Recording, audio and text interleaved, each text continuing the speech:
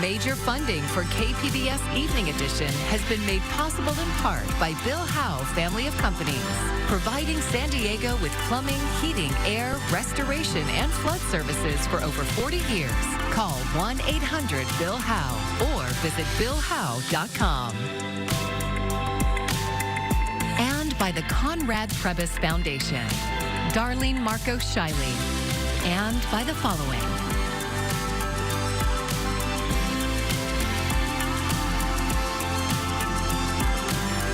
And by viewers like you. Thank you.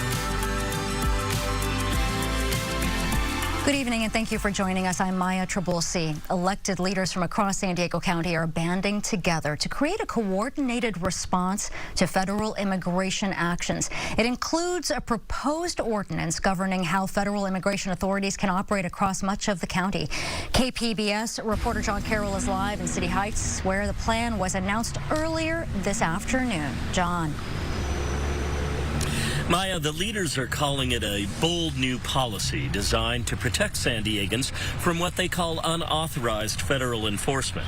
The group is led by San Diego City Council member Sean Elo Rivera, along with County Board of Supervisors Chair Tara Lawson-Remer. They say they are simply responding to what they call alarming recent incidents involving what they describe as masked federal agents detaining residents without warrants and transparency. Elo Rivera says the proposed ordinance is really for everyone. It's about ensuring our resources, our policies, and our leadership are aligned with our values, that we don't just say we believe in rights and dignity, but that we actually take action to back that belief. The proposed ordinance is called the Due Process Safety and Equality Ordinance. It has a number of components to it, but some of it may actually be more of a reminder for federal authorities than actual new law. To talk more about that, I'm joined by someone who knows an awful lot about the subject of immigration, and that is KPBS border reporter Gustavo Solis. Gustavo, thanks for being here. You've had a chance to look at the draft ordinance, so what's new and what's not? Yeah. Well, first, it's a draft, right? It hasn't been approved by the council. They haven't passed it yet. But like you said, it builds on existing constitutional and state law, right? Federal agents cannot enter private property without a signed warrant. Local law enforcement can't ask you for your immigration status, that kind of thing. It codifies it into, it would codify it into San Diego law, so it'd be more aligned with all that. But the expansions are pretty significant, right? One of them is it grants those protections from the city to anyone contracting or a grantee or a leasee of the city. Meaning, if a nonprofit wants to rent the library, the nonprofit would have those protections of being able to turn away federal agents if they don't have a warrant. And I think a logical question to ask also at this point is, what is the teeth in it that can federal authorities just ignore it if they want? Yeah, that's a lot of these laws, right? It's the battle between state, local, and federal government. If they have a warrant, no. Like the federal government, ICE can come in here with a warrant, and there's nothing we can do locally to stop them. And they said that, right? They recognize that. But the spirit of these policies are to do everything they can locally at the municipal level to protect people as much as possible, recognizing that at some point ICE is just going to be able to do what they want. Yeah. Gustavo, thanks so much. The elected officials here today, apart from Elo Rivera and Lawson-Remer, include representatives from the cities of Chula Vista, La Mesa, and Oceanside, along with the ACLU of San Diego and Imperial Counties, the San Diego Unified School District, and the Metropolitan Transit System. All of those folks say they are going to introduce the proposal to their respective governing bodies over the coming weeks. Live in City Heights, John Carroll, KPBS News. Former San Diego County Supervisor Nathan Fletcher delivered his first public remarks since a judge dismissed a sexual harassment lawsuit against him. The longtime politician said he has no plans to return to public office. KPBS reporter Scott Rodd joins me from the newsroom with more information. Scott. Metropolitan Transit System employee Gracia Figueroa accused Fletcher of sexual harassment and assault in a 2023 lawsuit. Fletcher was chair of the MTS board at the time. He then soon stepped down from the transit board, resigned from the county board of supervisors, and dropped his run for state senate. More than 2 years later, a judge dismissed the case after a contentious legal battle. With this behind us, we have a weight that's been lifted to allow us to enjoy life, to look ahead. The judge decided to sanction Figueroa for destroying evidence during the litigation. Mary Beth Moylan is a professor at the McGeorge School of Law. The court decided to issue terminating sanctions, which means your case is going to be dismissed because you didn't play by the rules. And it seems like this was over the course of, many months. Figueroa has said she stands by the allegations and plans to appeal. Fletcher apologized to his family at the press conference, acknowledging his consensual affair with Figueroa, and thanked them for standing by his side. During the litigation, Fletcher went to rehab for alcohol abuse, participated in equine-based trauma therapy, and attended a psychedelic ibogaine retreat in Mexico. Fletcher emphasized he doesn't plan on returning to elected office.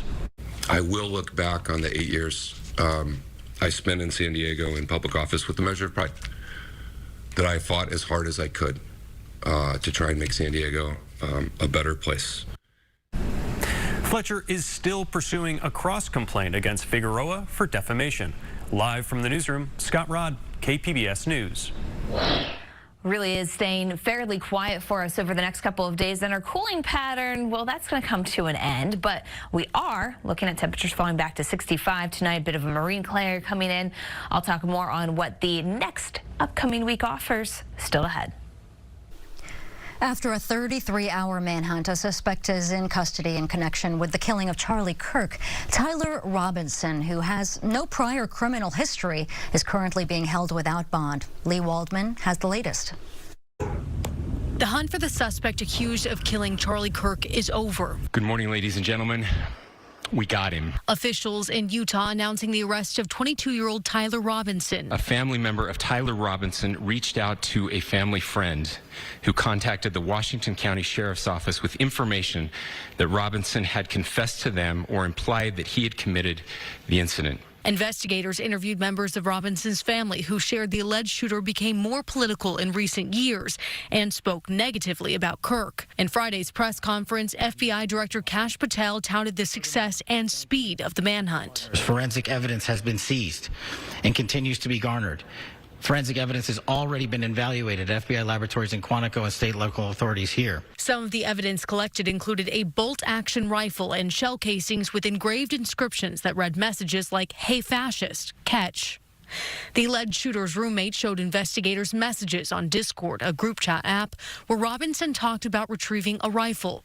Authorities believe he acted alone. Cox decried the violence as an attack on American ideals, calling it a watershed in the nation's history. This cuts to the very foundation of who we are, of who we have been, and who we could be in better times. And is this the end of a dark chapter in our history or the beginning of a darker chapter in our history? Lee Waldman, KPBS News. Lawmakers from both parties are expressing concerns for their own safety after this week's political violence. Karen Caifa is at the White House with what President Trump had to say about their concerns and his own. In an interview with Fox and Friends on Friday morning, President Donald Trump said that his son, Don Jr., had suggested to the president that the 31-year-old conservative activist Charlie Kirk was like another son to President Trump. And in response to lawmaker concerns about safety in the wake of Kirk's shooting death, Trump suggested that the risk comes with the job. Kirk's assassination at a campus event at Utah Valley University in Utah on Wednesday sparked shock from both parties because Kirk was killed doing something members of Congress do all the time: interacting with people in public spaces and engaging in freewheeling conversations that sometimes become heated. I like being accessible, but being accessible is starting to look like being vulnerable. The numbers tell the story. It is much more dangerous than it used to be. House House Speaker Mike Johnson said Thursday there would be serious conversations about more protections for lawmakers outside the security of the U.S. Capitol. It's a topic that will grow even more important as campaigning for the 2026 congressional midterm elections ramps up. Asked by the hosts of Fox and Friends Friday morning about lawmakers hesitant to put themselves in public forums right now, Trump said the job comes with risk. Got to do your thing, or get out of the business and go into something else. It's a dangerous business, and frankly, it always has been. It always has been. My job is very dangerous. If you would have told me this, maybe I wouldn't have done it, Brian. President Trump was the target of 2 assassination attempts during the 2024 presidential campaign. After Trump said there was a suspect in custody on Friday morning, officials confirmed the arrest of a 22-year-old man in Kirk's shooting. Trump also said he'll attend Charlie Kirk's funeral next week. At the White House, I'm Karen Kafa. A San Diego Navy doctor finds herself under investigation after a right-wing activist shared details from her LinkedIn account with Defense Secretary Pete Hegseth. KPBS military reporter Andrew Dyer says it's the latest example of intolerance for LGBTQ+ people from military leaders. Commander Janelle Mara was serving as the commander of Expeditionary Medical Facility 150 Bravo in San Diego last week when the ex-account Libs of TikTok shared a screenshot of her LinkedIn profile.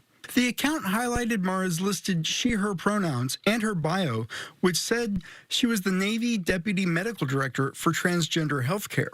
Defense Secretary Pete Hegseth quote tweeted the post saying, "Pronouns updated. She, her, fired."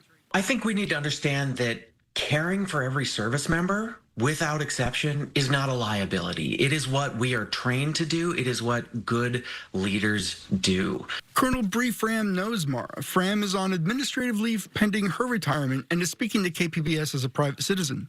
Like thousands of others, Fram is being forced out of the military under President Trump's new ban on transgender service members. What I think is important to note is that this is not even about the trans community. What we are seeing is people getting called out merely for expressing support for the folks that they have been either in position or ordered to take care of. And that's what I think is really concerning here. According to her military record, Mara spent most of her 21-year career in San Diego, either at the Naval Medical Center or Camp Pendleton. Online, she describes herself as bisexual and a doctor whose practice is focused on the LGBTQ+ community. A Navy official tells KPBS Mara was removed from her leadership role at EMF 150 Bravo for loss of trust and confidence in her ability to command. The official, who's not authorized to comment publicly on the case, says the service has launched an investigation into Mara's social media use, but she's still practicing medicine at the Naval Medical Center. Mara didn't respond to a request for comment. Fram says she was concerned when she saw Mara's information had been shared by Libs of TikTok. Well, as someone who has also been under the gaze of Libs of TikTok, I recalled my own experience with it and the fact that after those comments were published about me, I received all sorts of threats, of phone calls, voicemails. People found everything about me and left messages that I should kill myself and all sorts of incredibly unpleasant hate about me and my family. A Defense Health Agency spokesperson says the job title Deputy Medical Director for Transgender Healthcare was going to be established under the last administration, but those plans were abandoned. In addition to banning trans service members, the Trump administration has also banned providing health coverage for gender dysphoria. Andrew Dyer, KPBS News. The San Diego Union High School District now has a plan for making changes recommended in a recent audit of its school foundations, but it will take a while to carry those changes out. KPBS North County reporter Alexander Nguyen has the story from last night's school board meeting.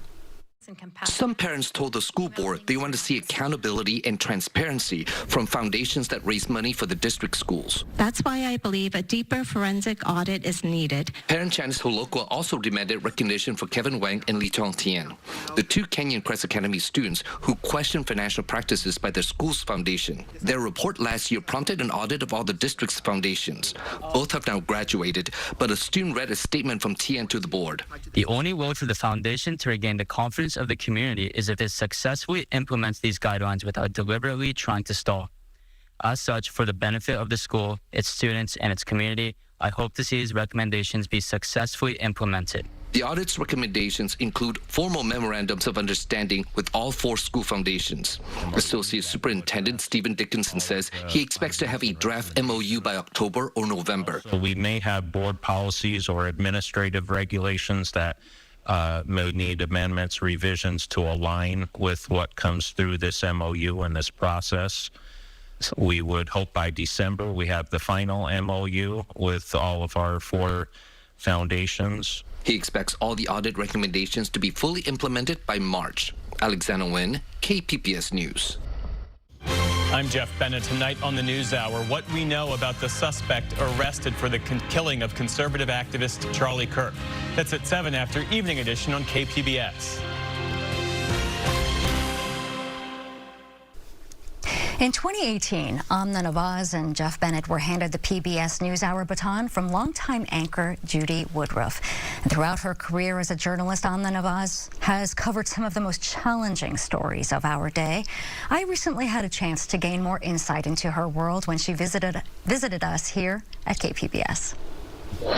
Amna, thank you so very much for joining us. Thank you for having me. And as a person who typically seeks answers through questions, I know that it's going to be different for you to be on the other end. Very uncomfortable to be on this side of it, but I'm in good hands. Well, thank you. So let's start with how you got the fire in your gut for storytelling. Who did you watch, listen to, or read that inspired this journalism in you? You know, I was encouraged as a child to ask questions. It's something my parents instilled in my sisters and in me. I think something they came to later regret because we got to be so good at asking questions.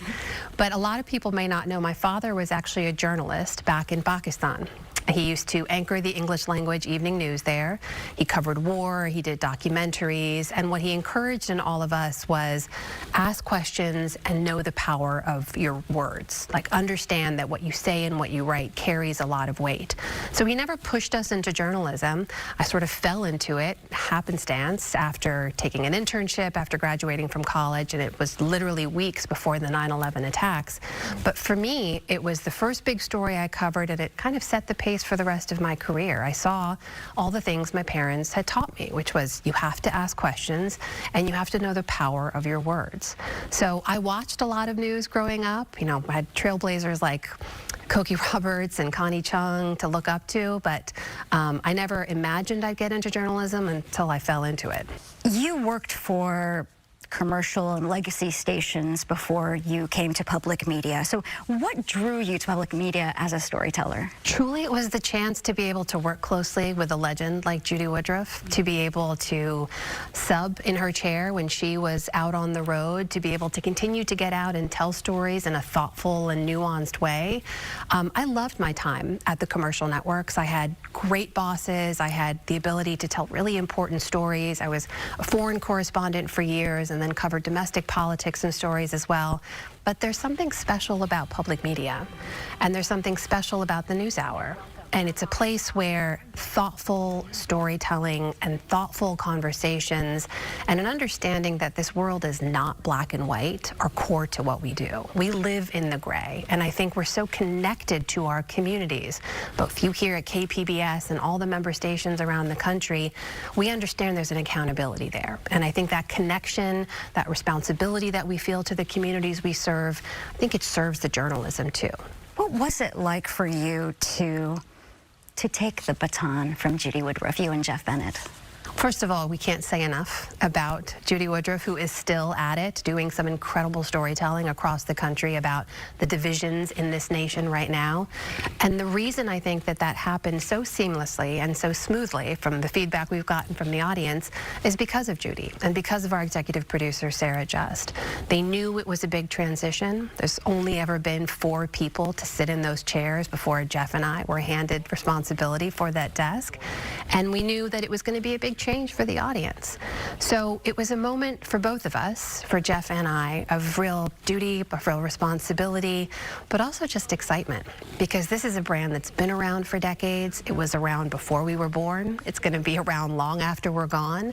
And right now, we get to have stewardship of this incredible institution. So we're excited to help write its next chapter, but we take it sort of very seriously every day. Yes, you take it seriously and you talk about the weight of responsibility. Can you think of a story that you've covered that maybe you felt that weight so acutely? There's so many. I mean, the last few years in particular, it feels like trying to report the news is like drinking from a fire hose every single day. There's just no shortage of stories. And it's a really difficult time to be a journalist because of that, I think, but it's also a wonderful time to be a journalist. Like, there are stories everywhere you look. Just off the top of my head, I mean, you think back to some of the mass shootings that I've covered, right? Those are stories that deeply impact one community. Lives are forever changed. Policy is at play. Politics find their way into it. I can't imagine being anywhere else other than NewsHour and trying to report on some of these really difficult, emotional, fraught stories in the way that we're able to in that platform.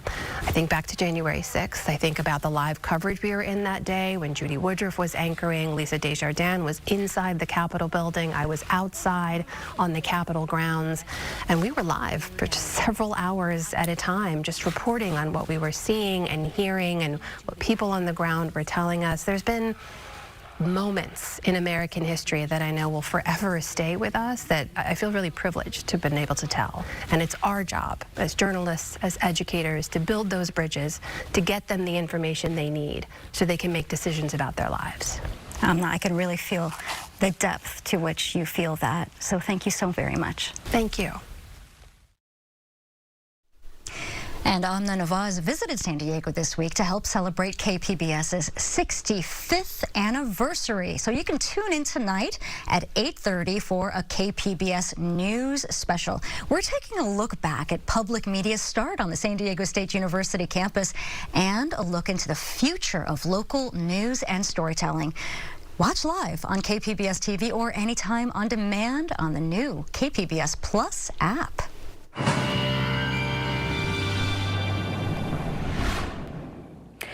We are slowly getting set to warm a little bit up, at least over the days to come. It's a gradual setup as we try to bring in some more mild weather. Basically, becoming less breezy. That's another story here as we begin to warm up. And then next week, we'll be talking about a little bit more monsoonal moisture. Doesn't mean rain for us. Let's not get too excited, but it does mean a few extra clouds as we venture into the middle, really later part of the upcoming week. Overnight tonight, 65 for the low in the city as you go towards Chula Vista, 63. Mount Laguna coming in at 52, while Ramona hits 56 for the overnight low. Really, our pattern is quite dry, fairly comfortable here all across our Golden State and even through some of the interior Southwest. We're not really seeing much in the way of moisture, which is why tomorrow we're back into the mid-70s for highs, 75 in the city, 77 towards Oceanside, and actually Escondido hitting 80 degrees for you. Borrego Springs tops out at 96 for the afternoon. As we get into next week, though, that monsoonal moisture comes back in. We'll also be talking about a bit of tropical moisture, so we're still watching that develop across the Pacific there, but this will increase our chance for the possibility of some showers and thunderstorms. But again, at least in the onset here, we're going to be talking about more clouds introduced into the forecast. Let's take you through future satellite and radar to get you to that point, because it does take a while to get there. We go through the weekend, and you can see not a whole lot happening here across our region. As we step through Monday and Tuesday, still fairly quiet. It's not until the later part of the week, really Wednesday into Thursday, when we start to see more moisture come in from the south, and that's going to be our better chance for some showers. Again, coastal communities, ultimately, it's more of the same for us as we go through the weekend. Slowly looking pretty nice here with the mid-70s. Then we go warmer by Tuesday and Wednesday. There's some extra clouds. There's that monsoonal moisture starting to step up by Wednesday. But again, it's just in the form of clouds as those temperatures go up towards 90 degrees eventually in the middle of next week for the inland communities. If you're in the mountain communities, you'll see that punch towards the upper 70s with those extra clouds. But the weekend, beautiful in the mid-60s, and a great weekend in the deserts, too, as we hold on to the mid-90s before the triple digits return. For KPBS News, I'm AccuWeather meteorologist Melissa Constancer. Getting from one place to another in San Diego can take you along streets that have familiar names. In Point Loma, many are named for authors. In Mira Mesa, some are named for the constellations. But Ken Kramer points out something else that you might have noticed in this story about San Diego. Have you noticed something about the state streets in San Diego? I mean the streets that are named for states. Like Kansas here, the land of Oz. And just to the west of Kansas is Utah, and I guess that's true. Oregon, you've seen these streets, and Texas, that's a big one, Texas Street. These are all states of the Union, every one of them, and the list goes on. And no, by the way, they're not alphabetical. Mississippi is followed by Alabama, Florida, and Georgia. But here is the question, where is Missouri, the show-me state? Where's Missouri Street? Okay, now to Pacific Beach and another group of streets named for precious stones. You see, diamond, emerald, garnet, jewel, and Missouri.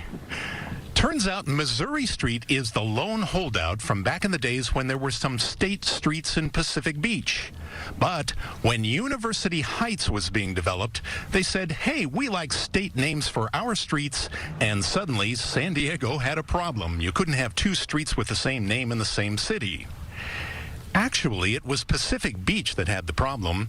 That town failed to file its subdivision map with the county clerk before University Heights did, and so it was first come, first served. Sorry, Pacific Beach, you have to rename your state streets, and they did, change their state names, a lot of them to gemstones, with just the one lone exception, Missouri Street. It stayed in Pacific Beach, and nobody seems to know why, because all the others went to University Heights.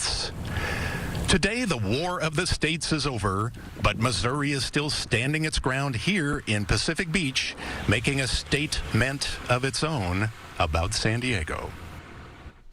And if you want to see more of Ken Kramer's stories, and why wouldn't you, about San Diego, he has a half hour of them in all new episode this upcoming Thursday night, September 18th at 8 o'clock right here on KPBS. And you can find all of our stories from tonight on our website, kpbs.org. Thank you for joining us. I'm Maya Trabulsi. I wish you a good night. Major funding for KPBS Evening Edition has been made possible in part by Bill Howe Family of Companies, providing San Diego with plumbing, heating, air, restoration, and flood services for over 40 years. Call 1-800-BILL-HOWE or visit billhowe.com. And by the Conrad Previs Foundation, Darlene Marco Shiley, and by the following.